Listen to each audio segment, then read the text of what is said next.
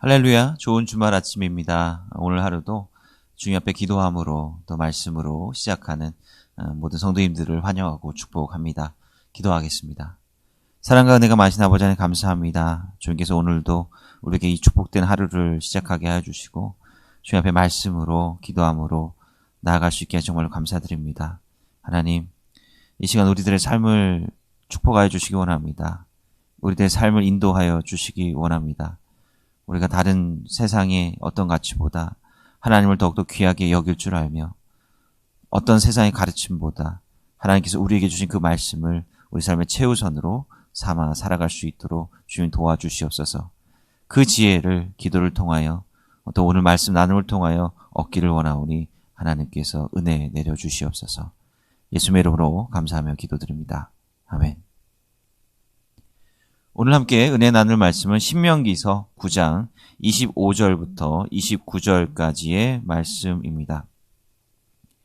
그때 여호와께서 너희를 멸하겠다 하셨으므로 내가 여전히 40주 42야를 여호와 앞에 엎드리고 여호와께 간구하여 이르되 주 여호와여, 주께서 큰 위엄으로 속량하시고 강한 손으로 애굽에서 인도하여 내신 주의 백성 곧 주의 기업을 멸하지 마옵소서. 주의 종 아브라함과 이삭과 야곱을 생각하사 이 백성의 완악함과 악과 죄를 보지 마옵소서. 주께서 우리를 인도하여 내신 그 땅 백성이 말하기를 여호와께서 그들에게 허락하신 땅으로 그들을 인도하여 드릴 만한 능력도 없고 그들을 미워하기도 하사 광야에서 죽이려고 인도하여 내셨다 할까 두려워하나이다. 그들은 주의 큰 능력과 표심팔로 인도하여 내신 주의 백성 곧 주의 기업이로소이다 하였노라. 아멘. 우리가 신명기 말씀을 계속해서 나누고 있는데요. 모세는 장차 가나안 땅을 점령해 나갈 새로운 이스라엘 백성들에게 하나님의 율법을 전해주고 있습니다. 그런데 구체적인 율법의 말씀은 아직 나오고 있지 않죠. 이 모세가 줄곧 계속해서 몇 장 동안에 걸쳐서 계속해서 강조하고 있는 바가 뭐예요? 하나님은 한 분 하나님이시다. 우리 여호와는 한 분 여호와시다라고 하는 것을 줄곧 강조하고 있지 않습니까? 그러니까 다른 거에 눈 돌리지 말고 오직 하나님만을 바라봐라. 이 모세는 다양한 방식으로 이것을 계속해서 강조하고 있습니다. 우리가 성경책을 읽다 보면 야, 이거 또 나오네. 또 이 말이야. 라고 하면서 좀 지루해할 수도 있겠지만 그것이 너무나도 중요하다라고 하는 것이죠. 100번을 반복해도 부족함이 없다라고 하는 것입니다. 왜 그렇습니까? 지난날 출애굽 1세대 이스라엘 백성들이 하나님의 인도하심을 보고도 하나님께서 그들 가운데 기적적으로 역사하심을 보고도 실패했던 이유가 바로 이것을 마음 깊숙이 믿지 못했기 때문이다라고 하는 거예요. 걸핏하면 다른 거를 섬기려고 하고 걸핏하면 자기들만의 방식으로 나아가려고 했던 것 아닙니까? 이제 이스라엘 백성들은 율법을 배웁니다. 그리고 그 율법대로 살아가야겠죠. 그러나 이들이 얼마나 자기 인간적인 노력으로 율법을 지키려고 하고 정의를 실현하려고 한다 할지라도 하나님에 대한 인식 없이는, 하나님에 대한 올바른 인식 없이는 그것은 자기 의에 갇혀버릴 것이다 라고 하는 것입니다. 우리 지난번에 나눠봤지 않습니까? 우리가 할 수 있는, 우리가 추구할 수 있는 의라고 하는 것, 우리가 이룰 수 있는 선이라고 하는 것, 그것이 얼마나 부질없는 것이고 한계가 많은 것인지 우리 알고 있지 않습니까?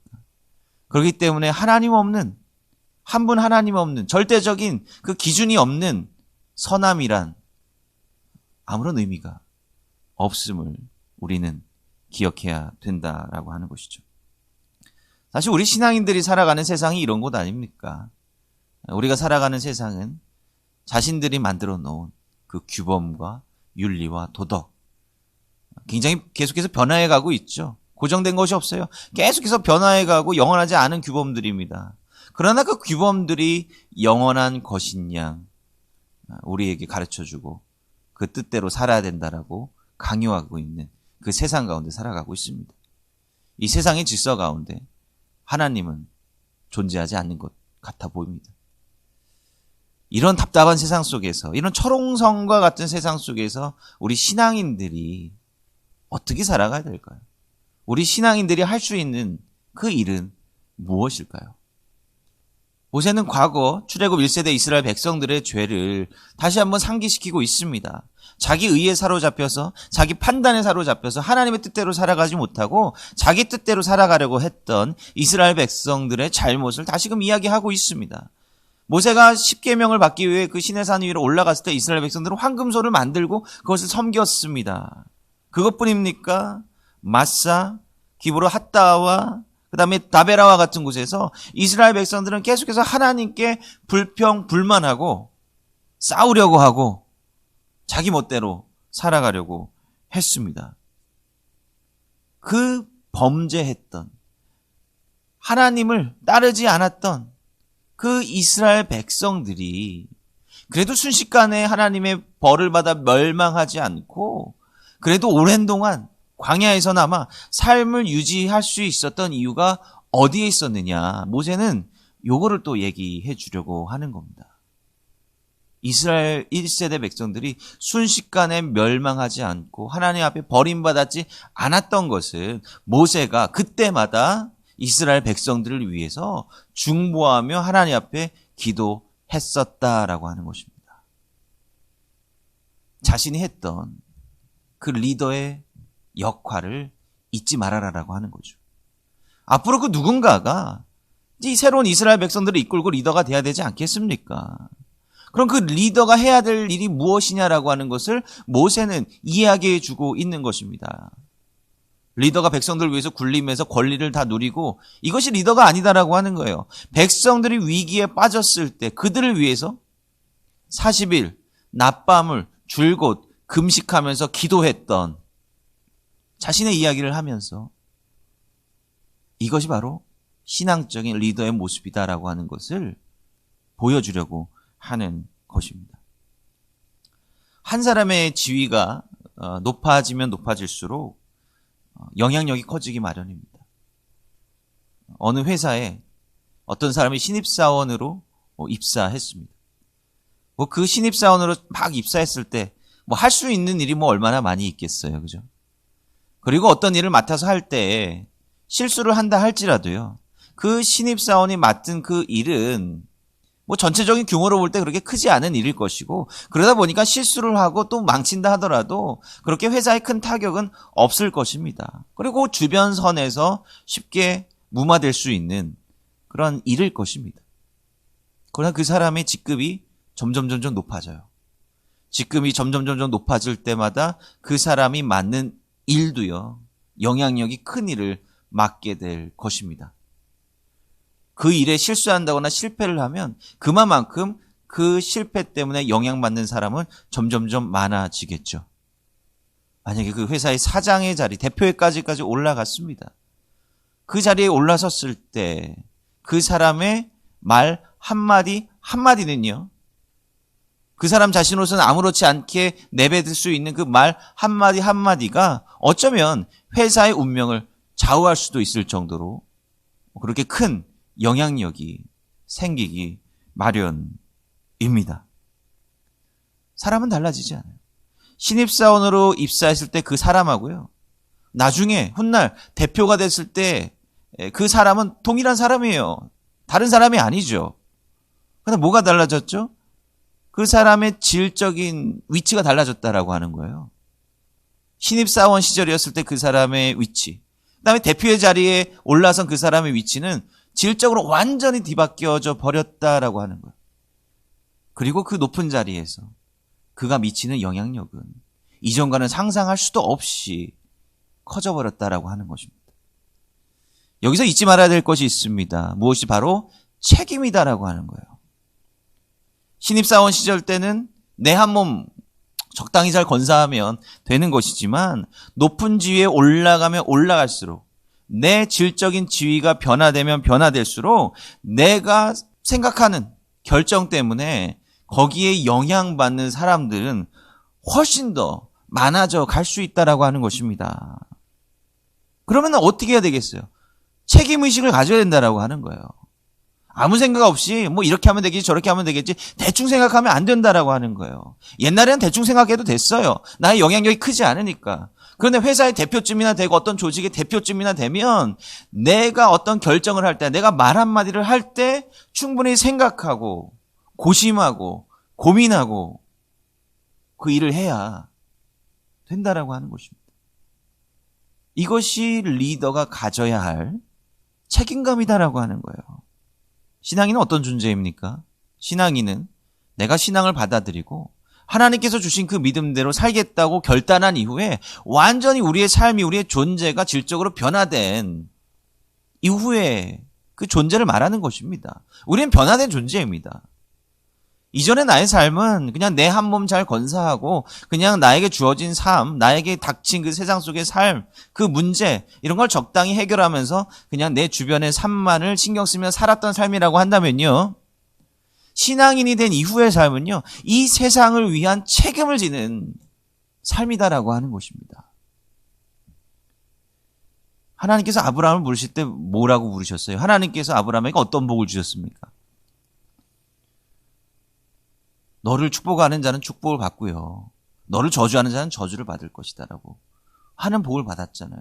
이 복의 본질을 우리가 좀 잘 생각을 해봐야 돼요. 물론 하나님께서는 그 아브라함이라고 하는 인물, 그 믿음을 통해서 모든 열방에게 하나님의 은혜와 복을 나눠주시겠다라고 하는 바로 거기에 초점이 있기는 합니다만은 우리가 여전히 잊지 말아야 될 것은 뭐냐면 아브라함을 통해서 저주가 다른 이들에게 임할 수도 있다라고 하는 것입니다. 그 다음 이야기 보면 금방 나오잖아요.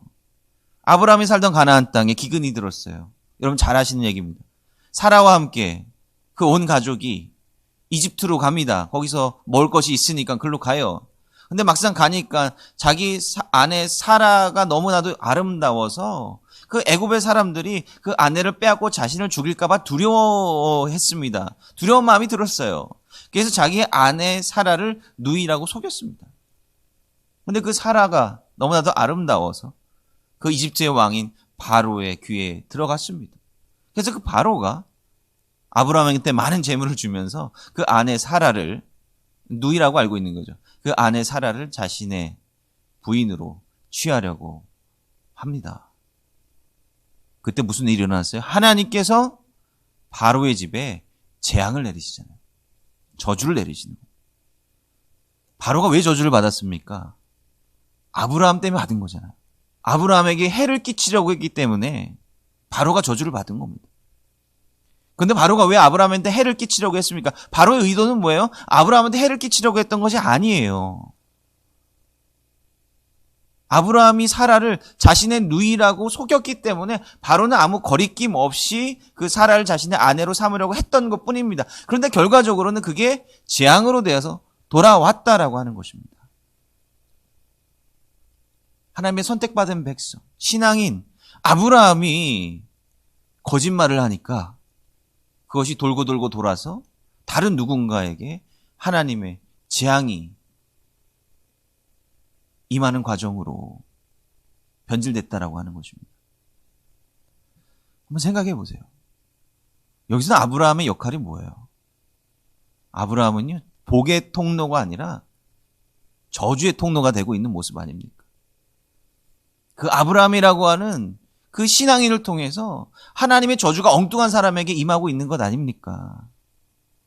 그 전까지 아브라함의 삶은 그냥 개인적인 삶의 영역에 한정되어 있었던 거죠. 근데 이제는 아브라함의 삶은요, 그가 어떤 선택을 하느냐에 따라서 어떤 사람이 저주를 받을 수도 있고 축복을 받을 수도 있다라고 하는 것입니다. 이게 신앙인의 변화된 삶이에요. 그리고 이 변화된 삶 가운데 그 신앙인이 잊지 말아야 될 책임성이다라고 하는 것이죠. 그런데 아브라함은 자기가 가지고 있는 엄청난 그 책임성, 다른 사람에게 끼칠 수 있는 그 엄청난 영향력을 깨닫기까지는 또 오랜 시간이 걸립니다. 창세기 20장을 보면 동일한 실수를 하죠. 그랄이라고 하는 땅에 또 거하게 되는데 그 땅에서 아브라함은 또 자기의 아내 사라를 누이라고 속입니다. 그리고 그 그랄의 왕이었던 아비멜렉이 그 아내 사라를 또 취하려고 하죠. 그때 하나님께서 아비멜렉의 꿈에 현몽하여서 나타나십니다. 경고하세요. 네가 지금 잘못된 일을 행하고 있다. 물론 너의 본심이 그렇지 않다라고 하는 것을 알기에, 그러니까 아브라함의 아내를 강제로 빼앗으려고 하는 것이 아니라 누이라고 알고 있었기 때문에 사라를 취하려고 한 것이죠. 하나님께서는 그걸 다 알기에 죄를 짓기 전에 꿈에 나타나셔서 경고해 주시는 것이다라고 말씀하시는 거예요. 그게 이제 아비멜렉이 꿈속에서 경험을 하는 것입니다. 그리고 이에 덧붙여서 하나님께서는 굉장히 중요한 말씀을 해주시는데요. 창세기 20장 7절 말씀입니다. 이제 그 사람의 아내를 돌려보내라. 그는 선지자라. 그가 너를 위하여 기도하리니 내가 살려니와. 자, 아브라함은 선지자인데 바로 그 선지자 아브라함이 아비멜렉 너를 위해서 기도해 줄 것이다. 중보해 줄 것이다 라고 하나님께서 말씀하세요. 자, 선지자라. 여기는 굉장히 중요한 의미들이 함축되어 있다고 생각합니다. 자, 선지자가 뭐예요? 하나님의 뜻을 아는 자 아닙니까? 하나님의 말씀을 아는 자 아닙니까?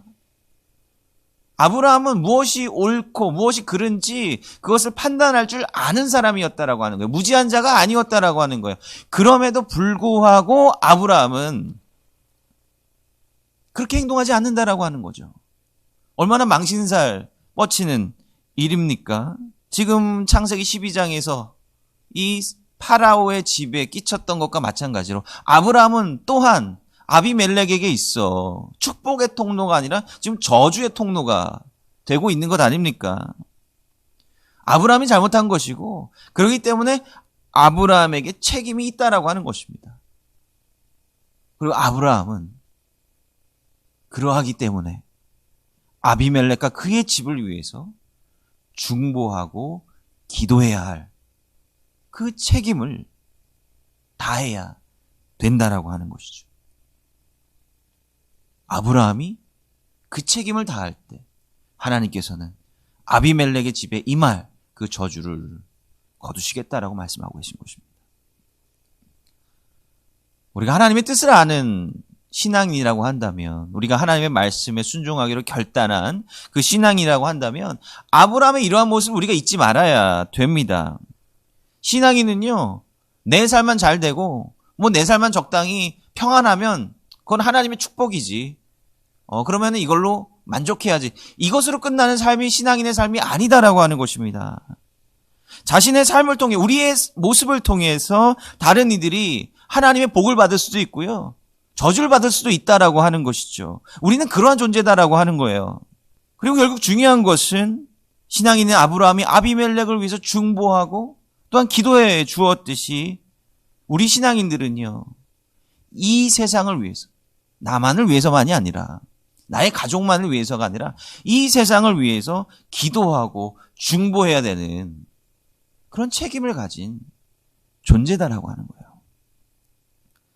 다윗의 모습 한번 생각해 보십시오.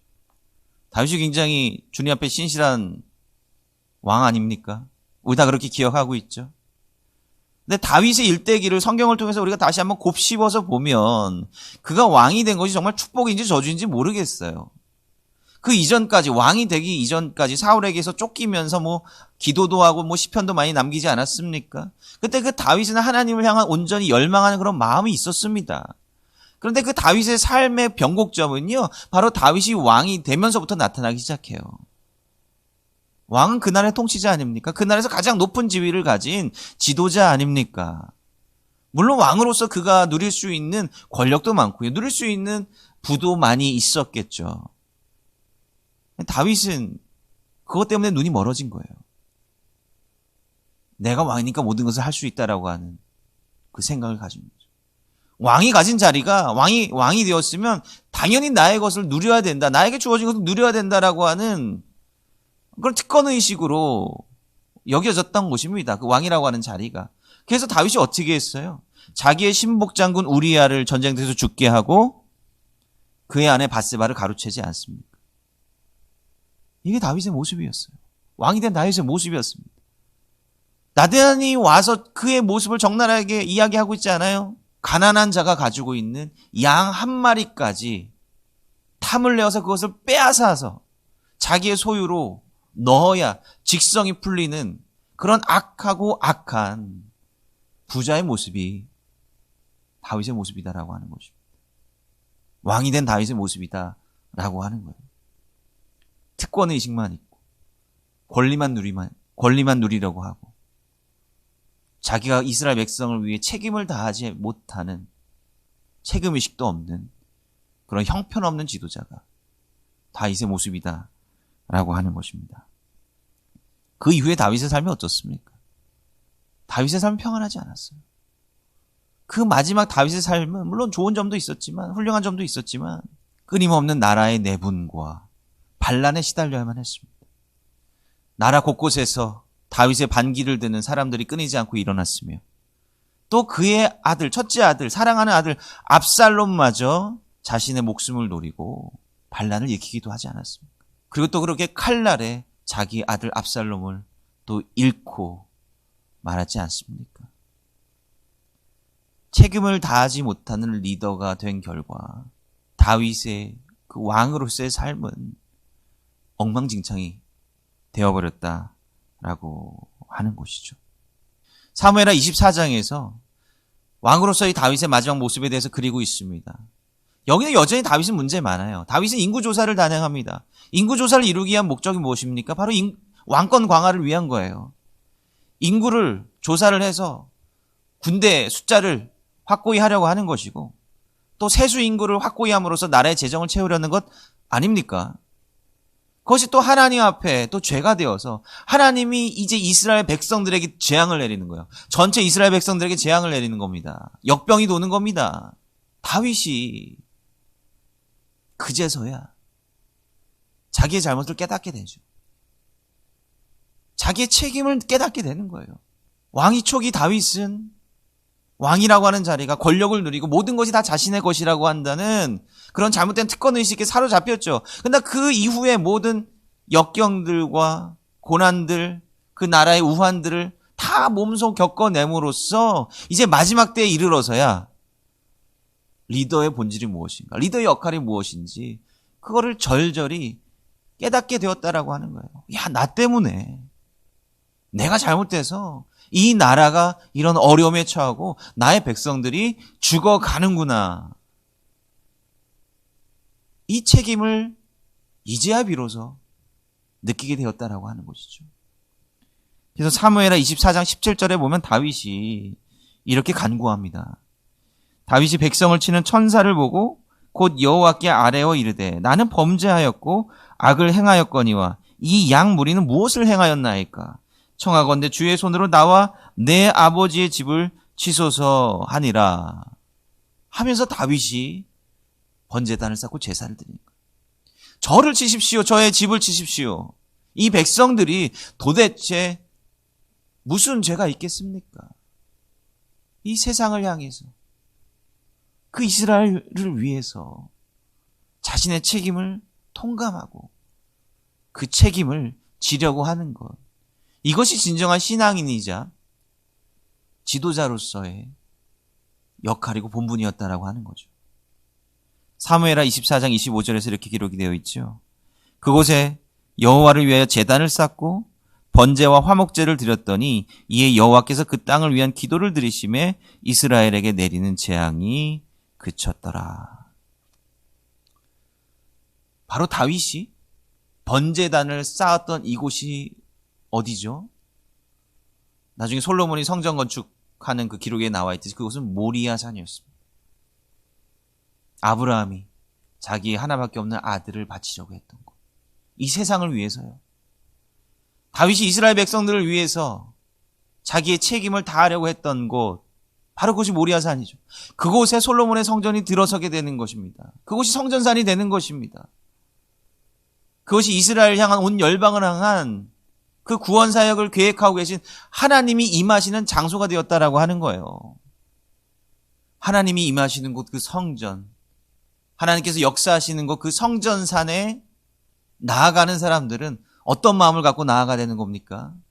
어떤 신앙의 마음을 가지고, 어떤 믿음의 마음을 갖고 나아가야 되는 겁니까? 바로 이 세상을 위해서 중보하고 기도하는 마음으로 나가야 된다라고 하는 거예요. 이 세상을 위해서라면 내 자신의 것까지 모두 다 드릴 수 있습니다. 이 세상의 문제는 바로 나로 인한 것입니다. 바로 이러한 거룩한 책임감을 가지고 하나님 앞에 나아가야 된다라고 하는 것입니다. 그게 성전의 근본적인 의미고 성전을 찾아가는 사람들이 근본적으로 가져야 되는 그런 마음이다라고 하는 것입니다. 하나님께서는 그 이후에 우리 성경의 역사에서 볼 수 있잖아요. 수많은 중보자들을 이 땅 가운데 보내주셨어요. 그리고 그 중보자들을 통해서 이 세상을 위해서 기도하게 하시고 이 세상 가운데 하나님의 말씀을 담대히 전파하게 하셨습니다. 그 가운데 우리를 위한 가장 중요한 중보자가 누구십니까? 바로 예수 그리스도 그분이십니다. 예수님께서는 공생애를 시작하시기 전에 40일 동안 금식 기도하셨습니다. 뭘 위해서 기도하셨겠어요? 이 세상을 위해서 기도하신 겁니다. 이 세상의 이 영혼들을 위해서 무엇이 선한지도 무엇이 악한지도 모른 채 방황하고 있는 이 영혼들을 위해서 기도하셨습니다. 그리고 우리들이 이 하나님의 나라를 이루고 그 안에서 하나님의 뜻대로 살아가는 주의 거룩한 백성이 되기를 위해서 기도하셨을 것입니다. 예수님의 사역의 본질이 뭐죠? 바로 깨어졌던 하나님과 우리 인간의 관계를 회복시키시는 것이었습니다. 디모데전서 2장 5절과 6절에서 바울은 이렇게 이야기하고 있습니다.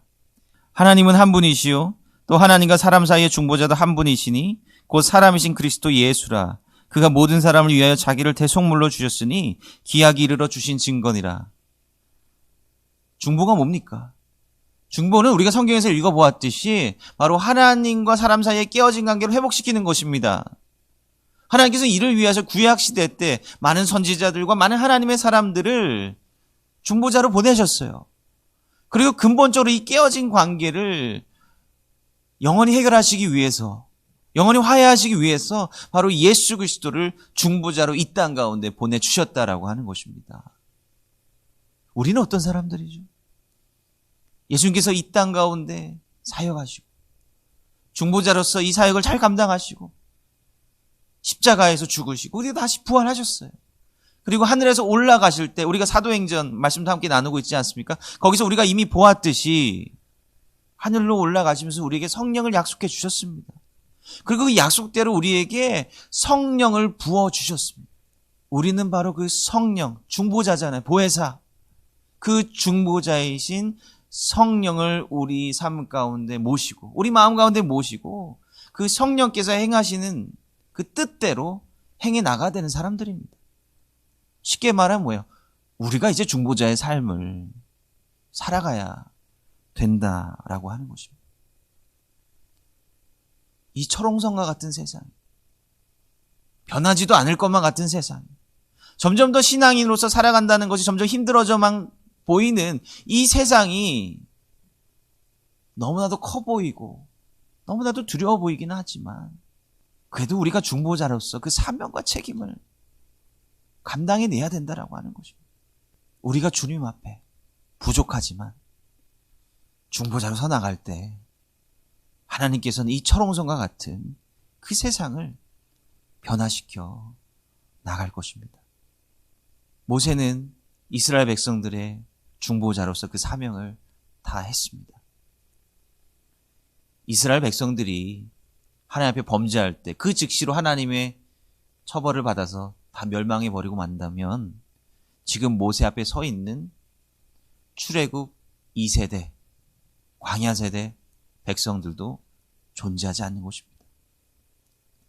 출애굽 1세대 결국 망했어요. 가나안 땅에 들어가지 못했습니다. 그럼에도 불구하고 2세대나마 지금 이 요단강의 앞에 설 수 있게 된 것은 바로 모세가 중보자로서 그 사명을 다 했기 때문에 그렇습니다. 중보자로 선다는 것, 그것은 인내가 필요한 것입니다. 지금 내가 기도한다고 해서 세상이 바로 바뀌는 것도 아닙니다. 제가 누구 한 영혼을 위해서 기도한다고 해서 그 영혼이 금세 하나님께로 돌아오는 것 아닙니다. 시간이 필요한 것이고 인내가 필요하죠. 그러나 우리가 중보자로서의 그 역할을 포기하지만 않는다면 하나님께서는 우리의 중보의 그 기도를 들어주시고 놀랍게 역사해 주실 것입니다. 이런 깨달음을 얻는 은혜가 우리 가운데 있기를 간절히 축원드립니다. 우리 몇 가지 기도 제목 함께 나누도록 하겠습니다. 오늘 이 시간 함께 기도할 때에 나만을 위해 기도하는 것이 아니라 이 세상을 위해서, 우리 공동체를 위해서 중보하며 기도할 수 있는 그 마음 달라고 함께 기도했으면 좋겠습니다. 그리고 내일 주일인데요. 우리가 주일 예배 때 모두가 함께 모여서 예배 드리지 못하고 있는 그 상황이 계속되고 있습니다. 그러나 어느 처소에서 예배 드리지 간에 우리 가운데 한 마음 주시고 동일한 은혜 받을 수 있는 그런 날이 되도록 위해서 기도해 주시기 바랍니다. 그리고 내일 예배 가운데 또 귀한 말씀 전해 주실 우리 담임 목사님 위해서도 여러분들 기도해 주시기 바랍니다. 기도하겠습니다. 사랑과 내가 마신 아버지 하나님 감사합니다. 오늘 주님 앞에 신앙인으로 산다라고 하는 것이 무엇인지, 중보자로서 그 책임을 다하는 것이 무엇인지 함께 나눠보았습니다. 하나님, 우리가 주님 앞에 우리가 받을 복만을 그렇게 구하면서 살아온 것은 아닌지 모르겠습니다. 우리가 주님 앞에 복을 구하기에 앞서 우리 자체가 복의 통로가 되어야 함을 깨닫게 하여 주시고, 정말 우리가 이 세상을 위한 그 책임을 다할 수 있는 그런 중보자가 될 수 있기를 원합니다. 주님, 개인적인 기도 제목보다도 주님께서 우리에게 원하시는 그 기도 제목을 먼저 깨닫게 하여 주시옵소서. 이 세상에서 하나님 나라가 임할 수 있기를 먼저 구할 수 있도록 주님 도와주시고, 그런 마음을 우리 가운데 허락하여 주시기 바랍니다. 내일은 주일입니다. 어려운 상황 가운데 이 예배가 계속되고 있습니다. 하나님, 우리가 이럴 때일수록 주님 더 의지하게 하시고 주님의 말씀에 귀 기울이게 하시며 주님의 뜻대로 살아가는 그런 결단함을 우리 가운데 채워주시옵소서. 오직 주님의 은혜와 자비를 구합니다. 주님 함께해 주시옵소서. 예수의 이름으로 감사하며 기도드립니다. 아멘.